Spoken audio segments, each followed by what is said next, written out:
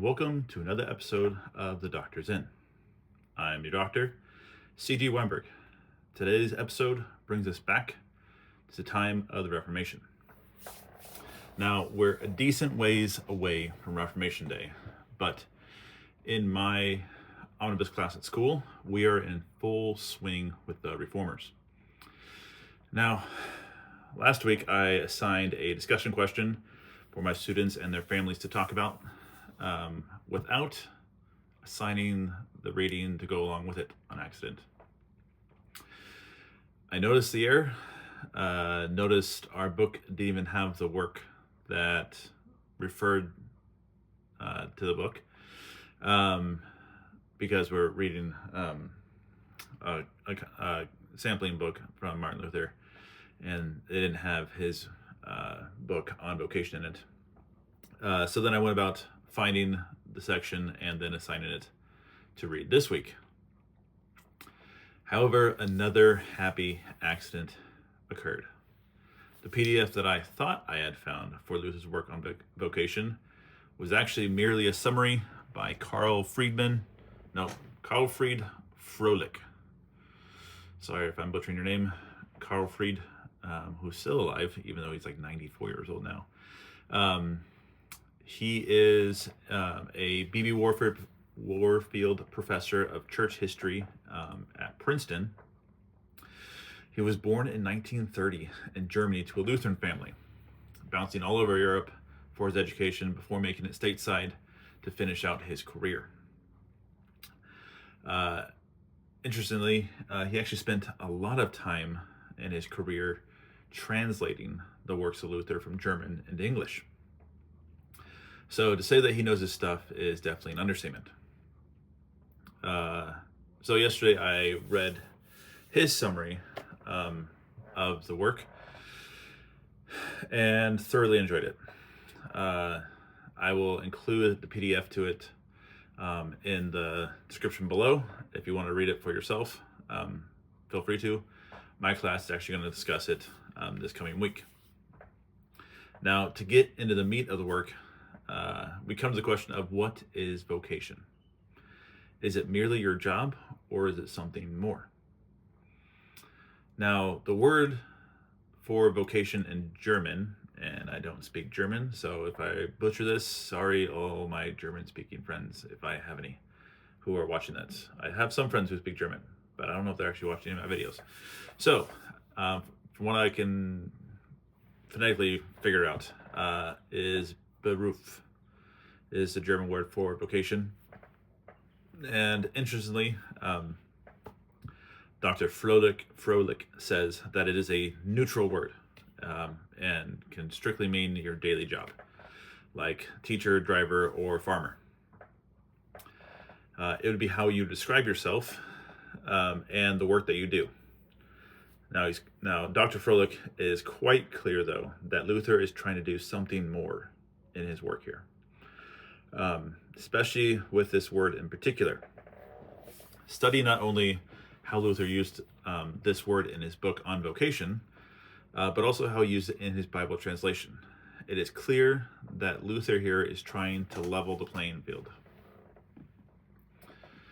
In Luther's time, it was the common and Catholic way to think of the clergy of having a higher calling of vocation. They would be the ones who are choosing to forgo this world and the things of earth for the things of heaven. They would be putting themselves above everyone else because they are doing the work of God.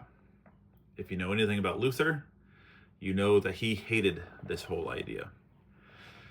God calls people where they're at and changes their heart, not their occupation. Today I'm actually drinking tea, not a beer. Even though I am talking about Luther, I don't think he would mind, though. Even if they would probably have tea in Germany at that time period. I would assume so. But this is just some sweet tea because I'm thirsty. Now, God calls us and change the heart, not occupation.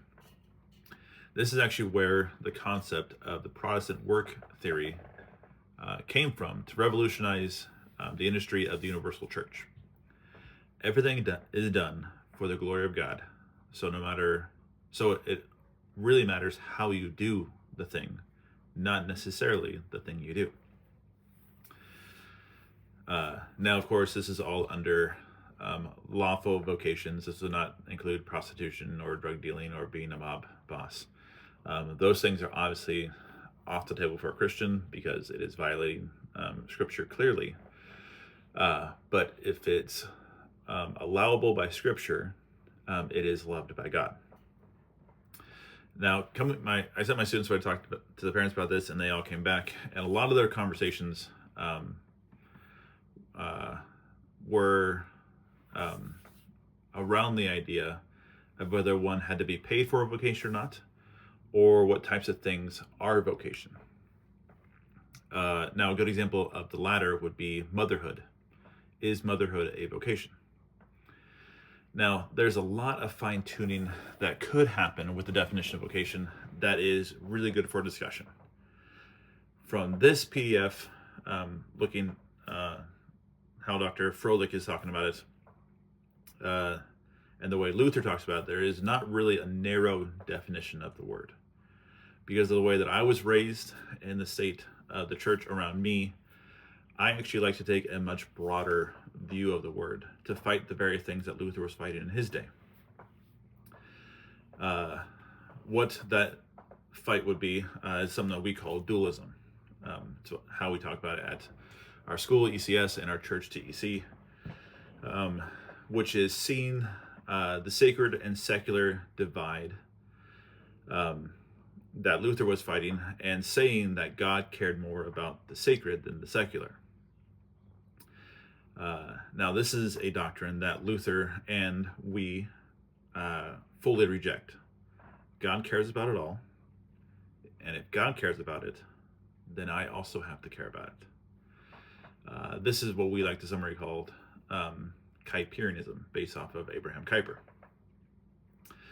Now, here's the human problem. God is infinite, and I am finite. So, how am I going to care like God does? Well, I would say by paying attention to the things that God has placed before me and the cares that He has given me. There is a whole lot of stuff that I don't care about, and I am actually working on making that list smaller. There is also a lot of stuff that God has not placed in front of me that are good things that I do care about. The things that I should probably focus on, though, are the things that God has placed in front of me and that I care about. For example, earlier this month, my family and I had full intentions on buying some land and doing a bunch of work on it. God has clearly closed that door for us right now. God did not put those things in front of me to focus on. You know what He did put in front of me, though? Books. Lots and lots of books. And writing. I have a long way to go in both, but thankfully I really enjoy my work. All the things that God has made are fantastic and wonderful. So pay attention to the things that God has placed in front of your finite space. Now, to come full circle around, I would say, and I think Luther would agree with me, that if God is placed in front of me, it's my vocation. It is what God is calling me to do. The role of a father, husband, teacher, reader, writer, and friend are all things that God has placed here in front of me and were placed there by God. I was placed here. These people around me are my calling. How and what I am doing with the gifts that God has given me in the place that He has put me in is the question. It's a question for me, and it's the question for you. Now, do I have a very expansive view of what Christian vocation is? Absolutely. You can't really put it any farther out than what I'm doing. And I'm doing that on purpose. I can never be just a writer, or a reader, or a father, or a husband. I will always be so much more than any one of those things. Just as you'll also be way more than any one thing that you do. God has called me to so much more than that. God is also calling you to so much more than what you're thinking. You just have to open your eyes to see it all. God has big plans for his children if we are willing to look outside the windows that we have placed around ourselves. So, here is to looking out. Now, if you like this, like my video, please. Want to get a notification when I post something more, please subscribe.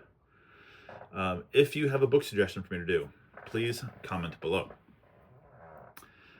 If you think that this would encourage someone in your circle, please give it a share. Hopefully, you'll be seeing me again, because I'm the one on the video and you're not. So, with that, the doctor's out. Until next time.